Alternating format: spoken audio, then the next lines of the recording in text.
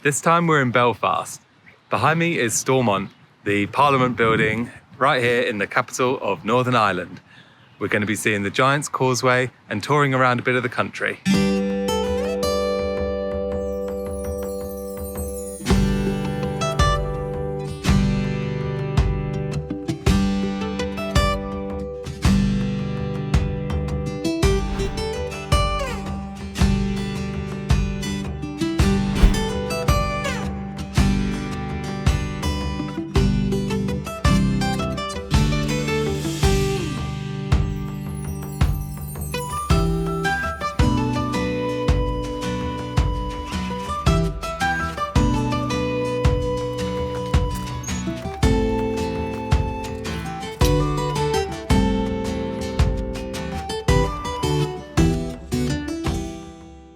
Belfast and the surrounding area has lots to offer, and we wanted to get the most out of our weekend, so we hired a car.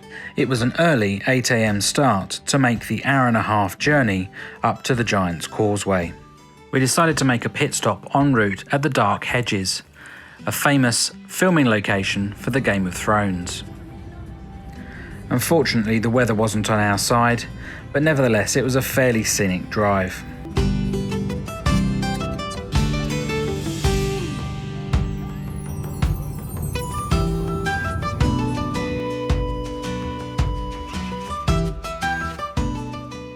The tree formations are stunning, and if you arrive early enough, you can have the road to yourselves. For a short period we were lucky, and it was just us and the cows.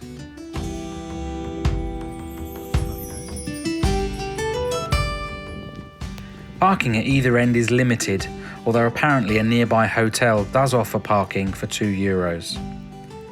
My advice, get here before 9 AM, as the coaches come past on their way to the causeway, and sure enough, as we were leaving, a coach of 50 people started strolling down the lane.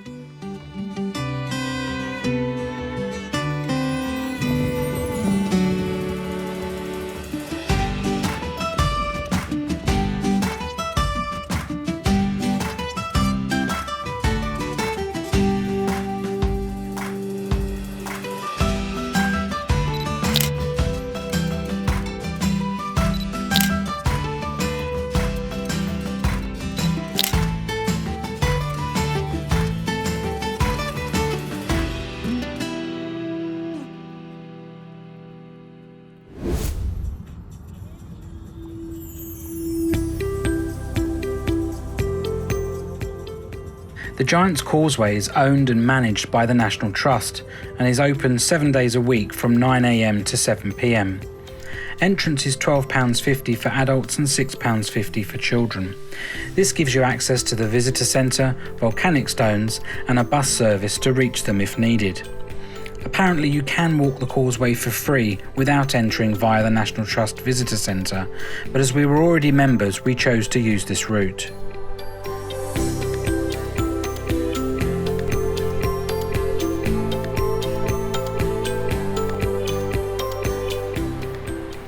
It is the most popular tourist attraction in Northern Ireland, and in 1986 UNESCO declared the rock formation a World Heritage Site, the only one in Northern Ireland.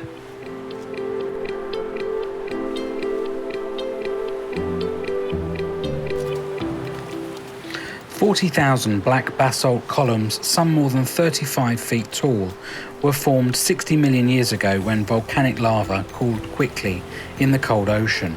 However, legend would have you believe that it's the remains of a causeway built by a giant. The story goes that the mythical Irish giant Finn McCool was challenged to a fight by a Scottish giant, Benandona. The causeway stretched from Ireland to Scotland so the two could meet.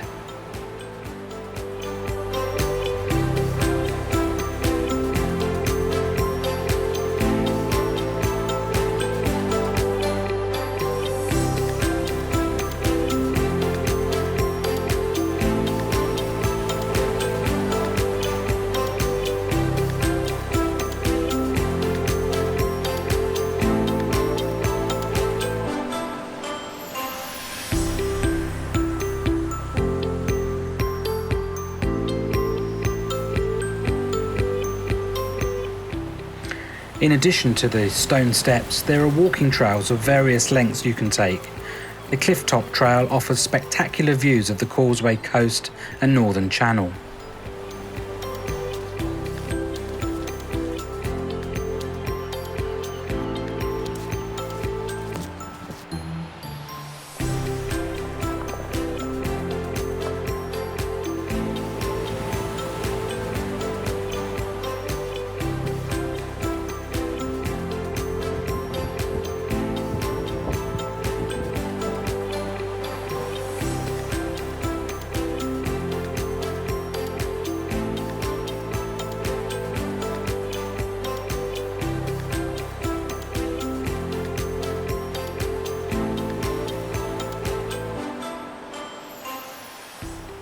Weather conditions can change quickly, so even on a sunny day do bring warm waterproof clothes.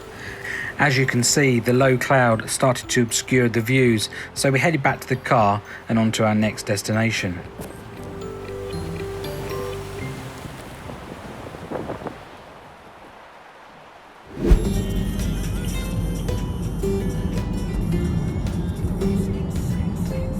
Driving east along the Causeway Coastal Route for approximately 9 miles, we arrive at Carrick-A-Rede, a famous rope bridge near Ballintoy in County Antrim.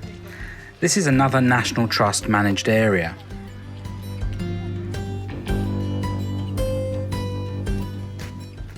The hike to the bridge is about 1 kilometre, which you can do for free unless you actually want to cross the bridge, in which case a steep £9 charge is made.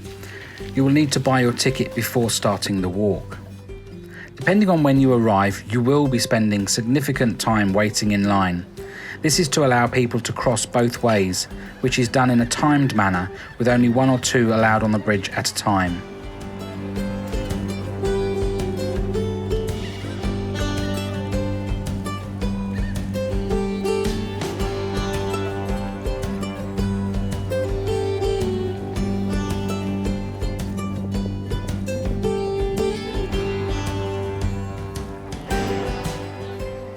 Once on the island, there are some spectacular views to be had, so take some time to soak it all in and take some great photos.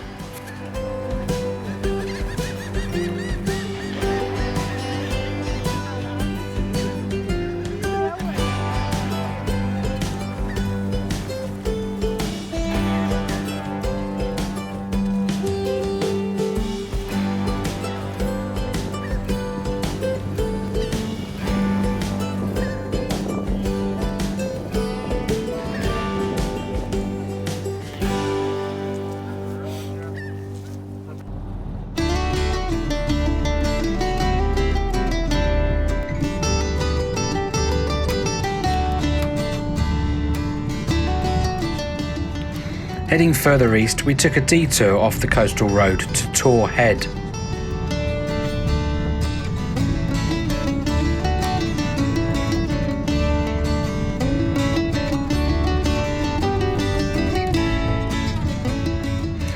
The roads around Torr Head are narrow and follow the Irish Sea, so the views are constantly impressive.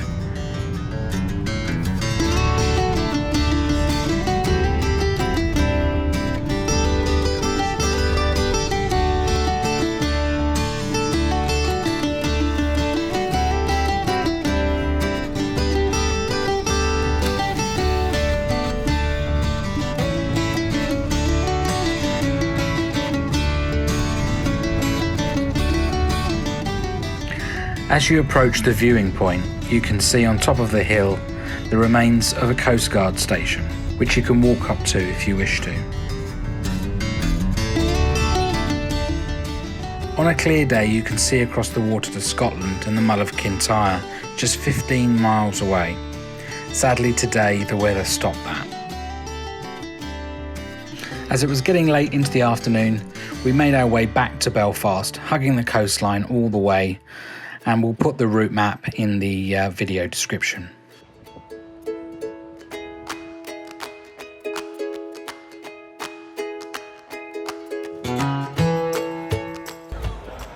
For a good night out, head to the Cathedral Quarter of the city centre.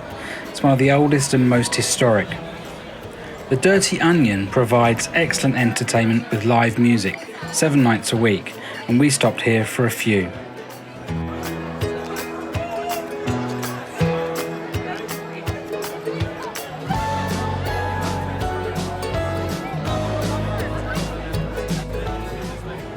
A few streets away, on a cobbled stone entry, complete with fairy lights, the atmospheric Duke of York is one of Belfast's most famous traditional pubs. Busy but with a great vibe.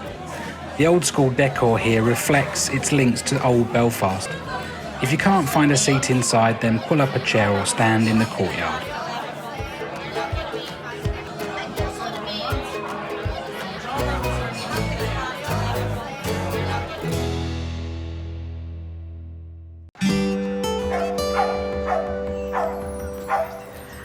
What better way to start the day than with an Ulster fry?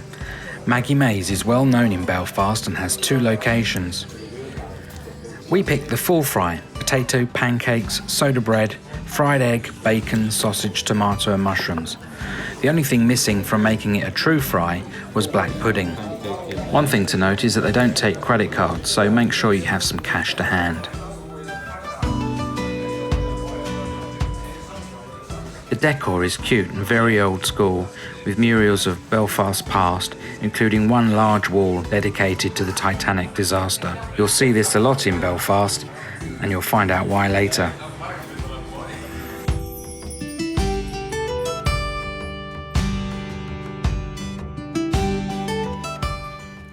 Murals have become a symbol of Northern Ireland, depicting the region's past and present political and religious divisions. Driving around the Shanklin Road, you can spot many on sides of buildings and walls. We'll put some map links in the description for you.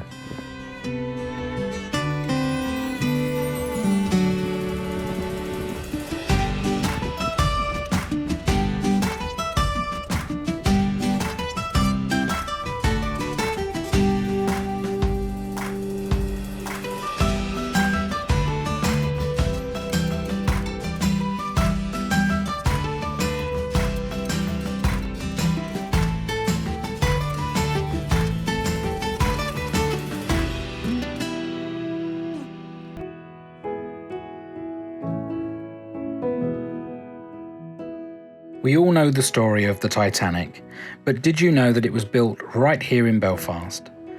The museum opened only a few years ago and is a top tourist attraction, commanding a £19 entrance fee, but there is so much to see and do.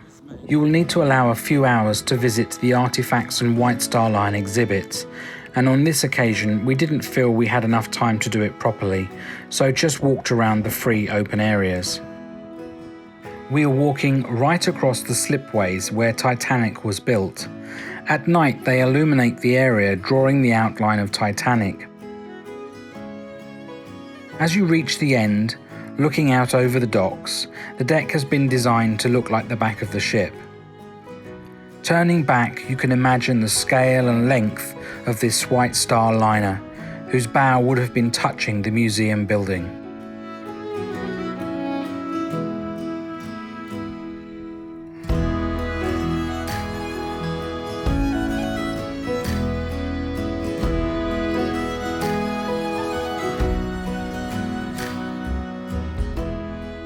One White Star Line ship still exists.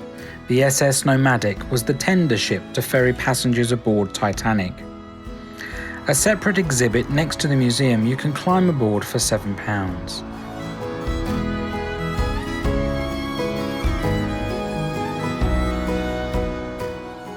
Decked out in similar style to Titanic, it's the only place you can get a real feel of what it was like on board.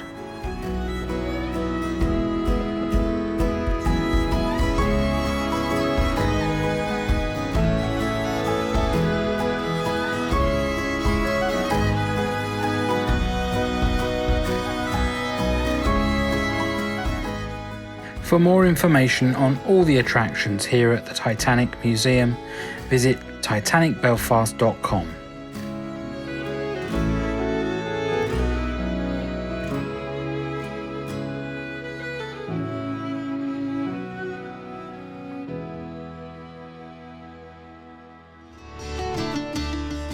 The most famous pub in Belfast is the Crown, formerly known as the Liquor Saloon. Oozing Victoriana, you won't find another place like it. This was our final stop of the weekend and our last chance to grab a Guinness.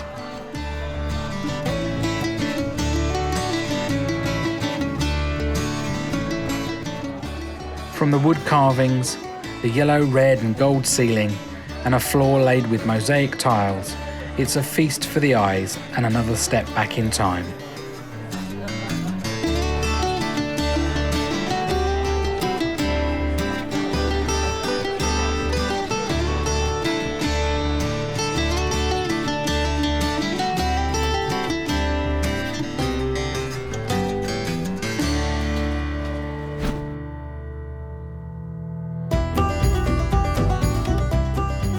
Next time we're in Southern Ireland, touring the Ring of Kerry and the Dingle Peninsula in a weekend. Make sure you like and subscribe and hit that notification button to be kept up to date on our latest videos. As ever, from the Memory Seekers, happy travels.